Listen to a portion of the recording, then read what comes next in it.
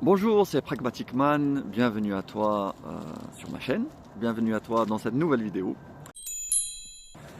Et aujourd'hui je voudrais te parler d'un sujet un peu psychologique. Voilà, j'aime bien un petit peu défricher voilà, les méandres de l'âme de l'homme. J'allais dire parce que la femme, je sais pas si elle en a une elle aussi, mais l'homme je sais qu'il en a une. Donc c'est une blague, hein, ne vous excitez pas. On est obligé de préciser aujourd'hui en France. On est obligé de préciser. Bref. Donc jusqu'à preuve du contraire, l'humour n'est pas encore un délit. Donc j'ose en user. Voilà. Alors, je disais donc oui, un sujet un peu psychologique, qui est le fait que nous, tous les hommes, on veut être aimé. Tu vois? Alors c'est une banalité. Mais c'est important de le dire. Oui, on veut être aimé. On veut qu'on nous regarde. On veut, tu vois, et être aimé, c'est être aimé essentiellement par une femme. Parce qu'elle sera à tes côtés, tu auras une intimité avec elle. Donc on veut se trouver une femme qui nous aime. Une femme qui nous regarde, qui nous trouve beaux, qui nous admire, qui nous écoute, qui nous fait confiance, qui nous renvoie à nous-mêmes une image valorisante. Tu vois, on a envie qu'elle nous montre qu'on a de la valeur, qu'on est bon, qu'on sert à quelque chose, qu'on est intelligent, qu'on est, tu vois, qu'elle a de la chance d'être avec nous, qu'on est aimé en fait, qu'on est aimable. Voilà, qu'on est aimable. Et ça, c'est très important pour l'homme. Sauf que, en vérité, c'est là où ça devient intéressant. Tu vois, c'est un peu d'ailleurs comme, tu vois, c'est un peu comme quand on est petit, quand on est un petit garçon et qu'on va au parc avec sa mère et que, je sais pas, on fait de la balançoire et qu'on veut que sa maman, tu vois, tu veux qu'elle te regarde. Tu dis là, oh maman, regarde. T'as vu, je vais loin, je vais vite. T'as vu, regarde. On veut qu'elle nous regarde admirative et qu'elle nous dise, waouh, mais c'est formidable, c'est super mon fils, c'est bien, tu vas loin, t'es fort. Et là, on est heureux. On est heureux, tu vois, comme quoi finalement le bonheur, c'est vraiment pas grand. Enfin, ça ne nécessite pas grand chose, tu vois. Une petite phrase et t'es heureux, t'es le roi du monde. T'as ta maman qui te regarde faire la balançoire et qui te dit que tu es fort. Et qui est là, qui te montre qu'elle t'admire, que waouh, c'est super ce que tu fais. Là, t'es heureux. Et ben ça, en fait, ça te poursuit toute ta vie. Toute notre vie, on est comme ça. Il faut être honnête. Évidemment, ça, les choses prennent une forme qui évolue hein, avec l'âge. Donc après, c'est waouh, regarde ma voiture. T'as vu, j'ai une belle voiture. Hein. Regarde ma montre, regarde mes vêtements, regarde mes muscles. Regarde, t'as vu le diplôme que j'ai, le travail que j'ai. Mais tout ça, c'est d'autres formes de balançoire, en fait. Voilà. Et au lieu que ce soit ta maman, c'est d'autres meufs. Et t'as envie qu'elles te regardent, qu'elles te disent waouh, t'es fort. Ah, t'es beau, t'es fort, t'es intelligent. C'est magnifique. Et là, t'es content. T'es content, tu te sens aimé. Sauf que, c'est là où ça devient intéressant et un peu tragique, c'est que, est-ce que vraiment, comment dire, pour être aimé, est-ce que on n'est pas obligé finalement de faire reposer ça sur une certaine forme d'illusion? Parce que il y a beaucoup de choses en nous qui sont mauvaises. Il faut être honnête. Et on le sait. Donc est-ce qu'on mérite vraiment tant que ça d'être aimé? Est-ce que... Parce que tu vois, quand on parle avec quelqu'un, par exemple, on va lui dire, vas-y, décris-toi, t'es comment? Comment tu es? Qui tu es?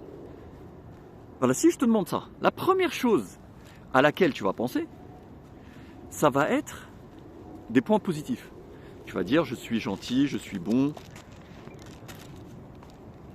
je suis intelligent, je suis fort, je suis courageux, je suis ceci, j'ai fait ceci, j'ai fait ceci, j'ai fait cela.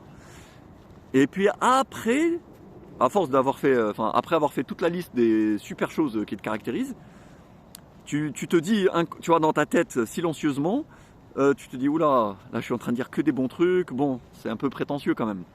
Il faut que je trouve quelques points négatifs. Donc après, tu vas finir par lâcher, oui, mais bon, c'est vrai qu'à côté de ça, j'ai ce petit défaut et ce petit défaut.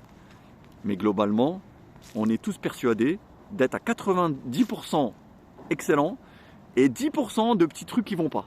Tu vois. Mais en fait, ça c'est un biais, tu vois, c'est-à-dire qu'on se berce d'illusions.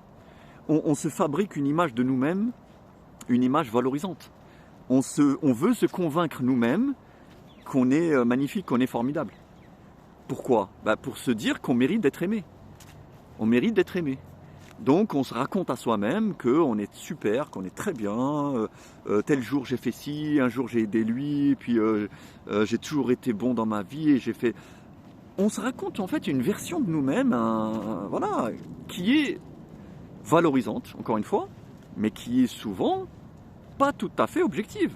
Et pour pas dire parfois très éloignée de la vérité.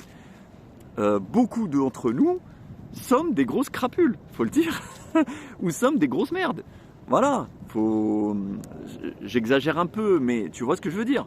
C'est-à-dire que même le mec qui est une grosse merde, il va pas avoir le cran, le courage, tu vois, la force de dire oui, je suis une grosse merde. Je suis quelqu'un de mauvais, j'ai trahi plein de gens dans ma vie, je suis égoïste, je suis matérialiste, je suis superficiel, je suis débile. Et voilà, c'est ça, je suis comme ça en fait. C'est ça qui me caractérise essentiellement. Et puis de temps en temps, je fais des petits trucs bien. Personne va dire ça. Et pourtant, il y en a plein des comme ça. Mais personne va dire ça. On va tous s'inventer une histoire que, non, on est formidable. On est formidable, on est... voilà, on est... En fait, on se fabrique une image de nous-mêmes, tu vois, une illusion de qui on est. Et cette illusion a pour but de nous rendre aimables à l'autre et même à nous-mêmes. Parce qu'effectivement, on est obligé. Parce que si on devait s'avouer à nous-mêmes qu'on est des grosses merdes, mais ça serait insupportable. On aurait envie de se flinguer. Parce qu'en fait, comment on se supporterait plus. On voudrait même plus vivre avec nous-mêmes. Tu vois, on se dirait, mais en fait, tu vois, on aurait honte, on serait dégoûté de nous et tu peux pas vivre comme ça. Donc quelque part, on est obligé de se mentir. On est obligé de se mentir, on est obligé de se raconter des histoires pour s'aimer nous-mêmes et se faire aimer de l'autre. Tu vois ? Et donc là, tu te dis, moi par exemple, dans des précédentes vidéos, je te disais, il faut sortir de l'illusion. Il faut sortir, et la plupart des... Il y a beaucoup tu vois, de voix un peu, de prise de conscience, de développement personnel, blablabla. Qui invite à sortir de l'illusion, sortir du mensonge, aller vers la vérité des choses, aller vers tu vois, l'objectivité, vers la réalité de la vie, etc., etc. Donc c'est des beaux discours. Mais concrètement, au final, ça te pousse à admettre que tu es une grosse merde. Si on le fait sérieusement, tu vois. Et là, c'est un problème.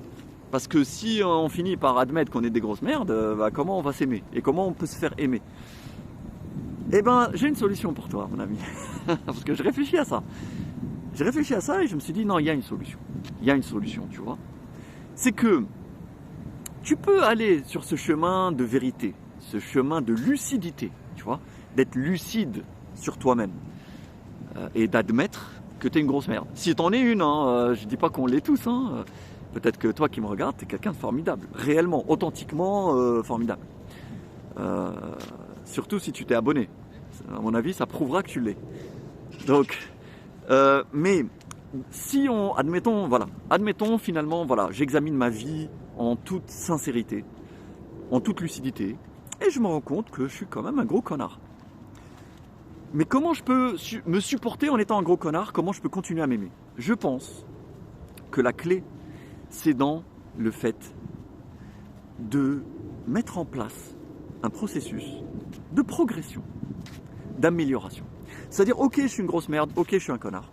Mais j'ai commencé, par exemple, à faire du sport. C'est bien ça. Avant, j'en faisais pas, maintenant j'en fais. J'ai arrêté de boire des sodas, par exemple. Avant, je buvais presque tous les jours du coca, je sais pas, de l'orangina, de l'oasis, de n'importe quoi, de toutes ces boissons sucrées de merde. Eh ben, ça fait 2 mois, j'ai pris la décision, la résolution, de ne plus en boire. Et là, j'en bois plus. Ce qui fait que c'est bien meilleur pour ma santé.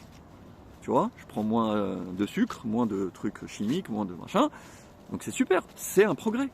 C'est un progrès dans ma vie. C'est quelque chose que j'ai amélioré dans mon existence. Donc, ça me permet finalement de m'aimer, de me dire du bien de moi. Un bien réel. C'est-à-dire que, au lieu d'essayer d'être aimé pour ce qu'on est, véritablement, comme je t'ai dit, la plupart du temps, il faut être honnête, on n'est pas si aimable qu'on croit, ben, on peut aussi se faire aimer par ce qu'on fait. Tu vois ? Et on peut se faire aimer de nous-mêmes déjà. Et je pense que la voie de la progression, de l'amélioration de notre vie, est aussi un chemin d'amour-propre en fait. Est un chemin d'amour en fait. C'est une forme de... Comment dire ? Ce sont des arguments qu'on s'offre à nous-mêmes pour être aimé. C'est-à-dire qu'on se dit non, je peux être aimé parce que j'ai fait telle chose que je ne faisais pas avant et qui est bien et qui fait que je m'améliore. Voilà. Par exemple, avant, je lisais jamais. Et puis là, j'ai pris la décision de lire, allez, on va être gentil, un livre par mois. Chaque mois, je lis un livre. Moi, je te conseille de lire un livre par semaine. Et c'est faisable. Mais admettons, voilà, pour quelqu'un qui n'a pas l'habitude, un livre par mois. Ok, ben, je lis un livre par mois. Et je m'y tiens, je le fais vraiment. Ben, quand j'aurai fini mon premier livre du premier mois, eh ben, je pourrais être fier de moi. Et je pourrais me dire, ben, je m'aime pour ça. Et quelqu'un qui serait autour de moi pourrait dire, ben, je t'aime parce que tu as lu un livre par mois, c'est super. T'as arrêté de boire soda, c'est super. T'as commencé à faire du sport, c'est super. T'as mis de l'argent de côté alors qu'avant tu n'arrivais pas à le faire, c'est génial. Donc en fait, améliorer sa vie, c'est aussi se donner des raisons de s'aimer. Tu vois ? Même si t'es pas quelqu'un de formidable au fond de toi, même si voilà, personne n'est complètement bon ou complètement mauvais. Hein. Quand je dis t'es une grosse merde, tu peux pas l'être à 100% non plus. Ce serait un exploit. Ça serait admirable pour le coup d'être un connard intégral extrémiste. Bon, faut pas non plus déconner.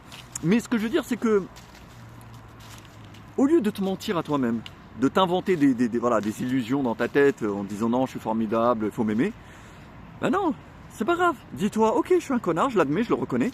Tu vois, dans cette démarche de lucidité, d'honnêteté envers toi-même, tu peux la mener, même si finalement, elle te pousse à admettre cette dure réalité, mais